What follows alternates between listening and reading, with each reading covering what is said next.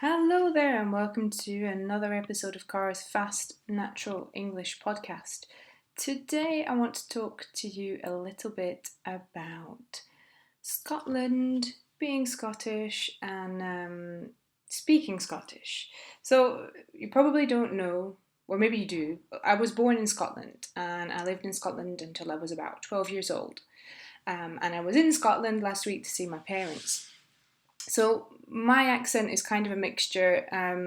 It probably sounds more English these days, but some people can tell I'm Scottish if they listen carefully enough. Well, some native speakers generally. And my accent varies according to, who I've been speaking to, what I've been doing. So I wanted to talk about Scotland and the Scottish variety of English for the next couple of podcasts because I was in Scotland last week. And last night my parents phoned me, so like today, for example, my accent is probably a bit more Scottish than it would be normally.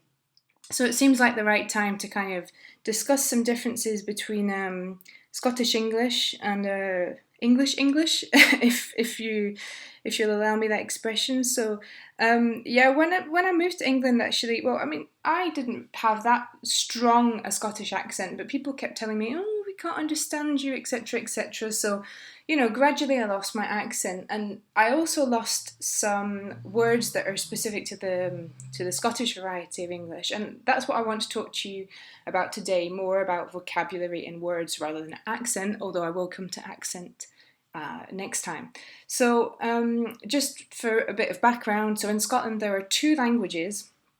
So English, which you're learning, that's great, and Gaelic, which is a Celtic language, which has around 50,000 speakers who live mostly in the Highlands and Islands of Scotland. So that's like the north and west of Scotland. In the west you have all these islands where Gaelic is spoken. So, I mean, Gaelic is completely different to English. So just to give you an example, I mean, I know how to count to 10 in Gaelic. That's like the extent of my Gaelic. So 1 to 10 in Gaelic is Unga, Tri, Cer, Coig, Shia, Shak, Ok, Naik, Jake. I'm very sorry if for some reason you speak Gaelic and you're listening to this. I think it's highly unlikely.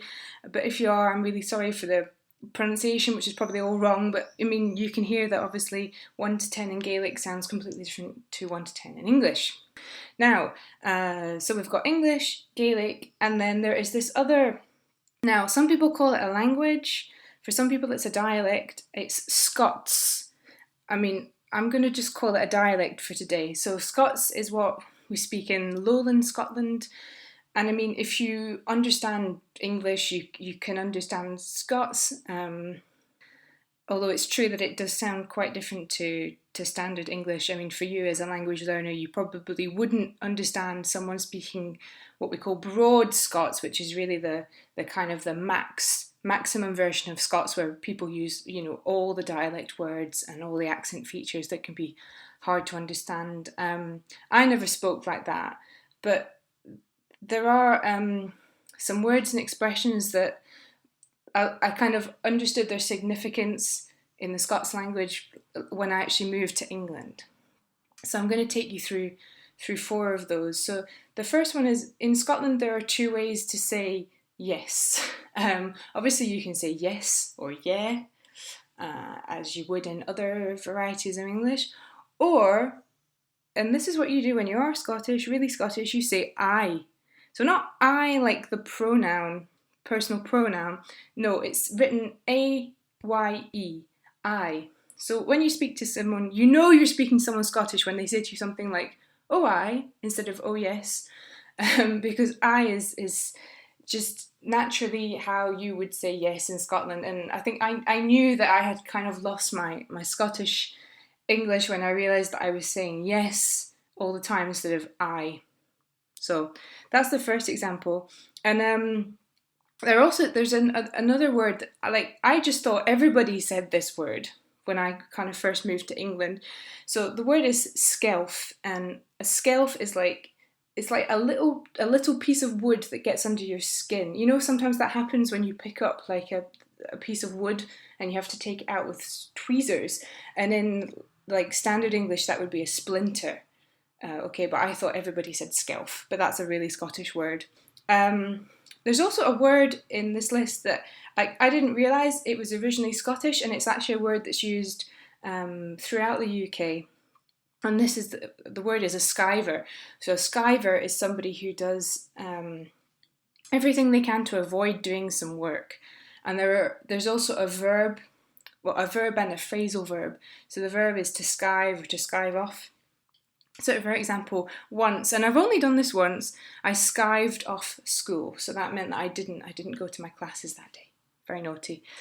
Okay, one last example of Scottish English or Scots dialect. This is really confusing, so you need to pay attention for this one. So basically in Scottish English, the word how, the question word, can mean why. Stay with me. So when a Scottish person says how not, or more often how no, it means why not.